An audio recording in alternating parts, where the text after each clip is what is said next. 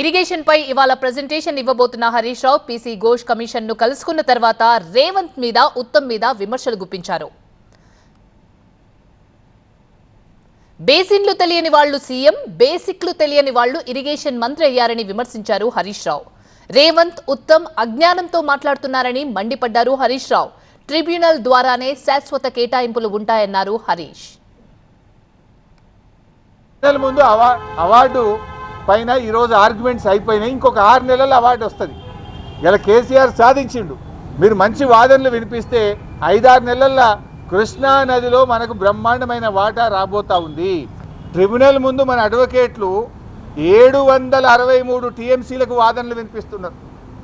తెలంగాణ హక్కు 763 టీఎంసీలని ట్రిబ్యునల్ ముందు కృష్ణా నది హక్కుల కోసం మన న్యాయవాదులు, మన ఇరిగేషన్ శాఖ పోరాటం చేస్తే 500 జాలని ముఖ్యమంత్రి అంటాడు, 573 జాలని నీళ్ల మంత్రి అంటాడు.